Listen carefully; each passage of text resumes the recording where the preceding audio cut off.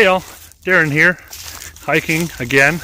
This time I'm in my home state of South Carolina on the Palmetto Trail, which is a trail that, when completed, will be going from the ocean to the mountains, which is pretty cool. It goes from like Charleston, South Carolina up into the northwestern corner of South Carolina in Oconee County, which is an awesome place to hike. I've been there many times. A lot of waterfalls up there, very pretty. But today I kind of wanted to dive into some of my fears and thoughts about hiking the Appalachian Trail and kind of what it means to me, and just kind of discuss openly what I'm thinking. So just going into the fears first. Fear of tripping on one of these logs, first of all. That actually is one of the things. Like, I did slip and fall at a hike that I did a couple months ago. Broke my trekking pole, but just a simple little fall can really do a lot of damage, unfortunately, and especially with a pack that kind of takes away your balance. You got momentum, that's what I wanted to say, but you got momentum going one way and then your balance is askew. So next thing you know, if you slip and fall, you don't just fall down on your face and laugh about it. You got 20 to 30 pounds on your back that's following with you. So that's kind of concerning, but that's alleviated by just paying attention and not doing videos while I should be staring at the ground. But fortunately here, this trail is very flat, so we're gonna take this adventure and hopefully we don't slip and fall while we're talking about it. So another fear of mine, probably a fear that everybody has, just kind of like falling, obviously. It's not like there's going to be any kind of new fears out there. I'm not going to be worried about vampires or anything, but the typical things like being cold. Last night it was 36 degrees when we camped, and it was chilly. It was really cold. Kind of shivering a little bit, but kind of once you're settled down in bed, wrapped up with your layers and everything else, it seems to maybe be a little easier done. But now, of course, being wet and cold would be a fun but not fun equation of hypothermia, which of course I don't want to have to deal with. Nobody wants to deal with that, but that's a big fear of mine, is getting wet and then not being able to get dry before I have to sleep. As a bigger guy, I definitely sweat more. I have got myself in trouble actually sweating too much. Sweat too much during the day, sun goes down. Ooh, not only now are you cold, but you're wet, which again, not only hypothermia, but just super uncomfortable. Another fear that I have is just getting a good night's sleep. It can be really difficult, especially on trail, away from your home, away from your familiar bed and routine. So just a couple of the main concerns that probably everybody has. Can I do this? Why am I doing this? What if this happens? Oh my God, what if something goes bump in the night? Bears attack. I don't actually fear bears. I'm a little more worried about venomous snakes, actually. That'd be certainly something to be concerned about. A bear, I figure, will see you first or hear you first and run away. Sometimes those snakes, they're not paying attention, I don't know, napping. But just sitting there on the trail, sunning themselves, and if I'm not looking down and I'm doing a video, not watching where I'm going, then I might get bit. That would be very fun.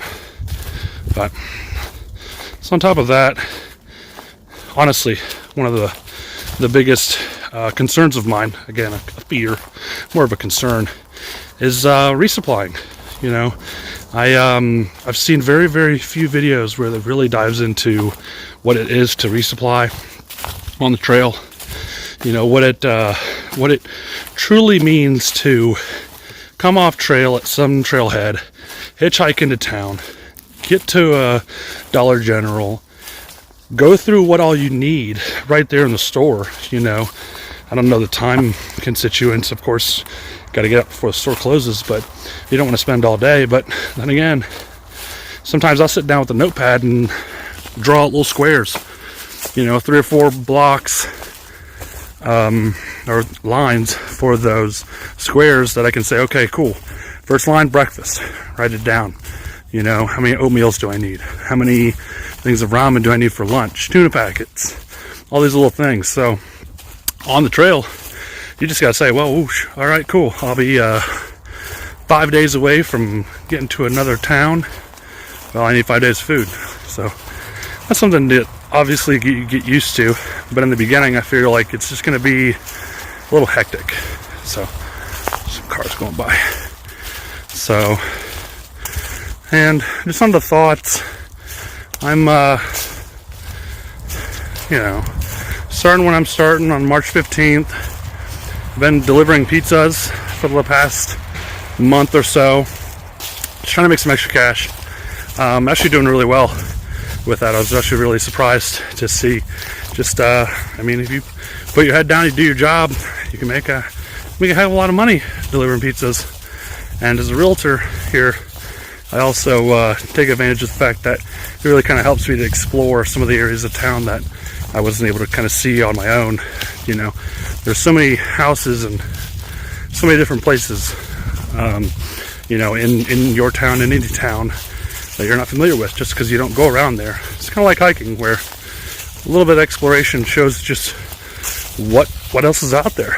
My mom just the other day found out that there's a little 0.2, maybe a quarter-mile total loop that goes around a little pond in town. A little hiking trail. Doesn't really have any elevation change, and it's real short. But then again, you're just getting out there in the nature, getting outside, which is one main thing I'm trying to do, because I work inside. Video games, Netflix, Hulu, all that stuff. It's all inside stuff. So one of the real reasons I'm coming out here doing this is not only is it convenient for me, just because I don't own property, I don't have kids, so I can do something like the Appalachian Trail Thru-Hike. But then again, just trying to get outside, trying to stay outside, because it's beautiful. Of course, I say that now.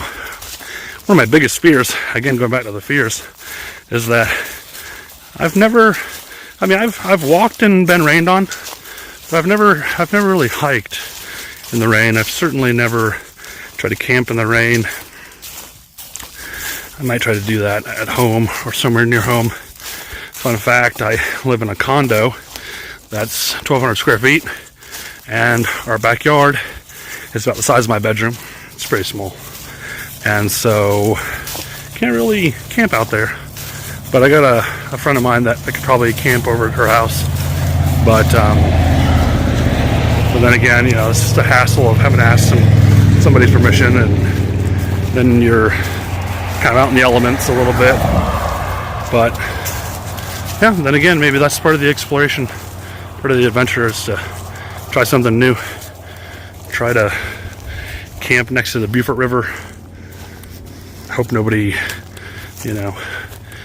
is going early morning crabbing or something. They'd wake you up, or who knows what. It's interruptions, of course, are another big thing. So, but yeah, we're out here hiking, just across the road, third road. We gotta go back and look at the map and confirm that we did our 10 miles today. We're gonna start out with 8-mile days on the trail. So my idea is to be proficient at hiking probably 10 to 11 miles a day. Before then, there's a trail that I can do, incorporates 2 bridges near my house for a little up and down, and it's an 11-mile loop that goes over to one island, on to another part of the island, and then on a bridge back to what is like our downtown area, and then loops around back to my house. So, of course, the first time I ever did that, cop literally pulled over. I wasn't wearing matching clothes. I was in gym shorts in like November and a t-shirt, and he's like, did your car break down? Do you need help? It's like, no, just walking. Of course, I think he was, you know, thinking, what's this big guy doing out here in the middle of November with gym shorts on and t-shirt, and he's walking. It's like, you know, 40 degrees.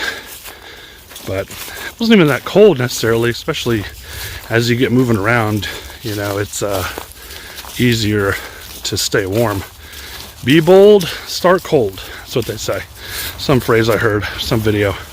But I've definitely taken that to heart. It's definitely something to keep in mind. But that 11-mile loop, I hope to do that many times. I'm posted some stuff on Instagram about it. Might do a little video about that as I get closer to my time. It is, I think, the 8th of February, something like that. Yep. And math, whatever. Got like 36 days. Let's just say that. 36 days, something like that. And I will be on the Appalachian Trail.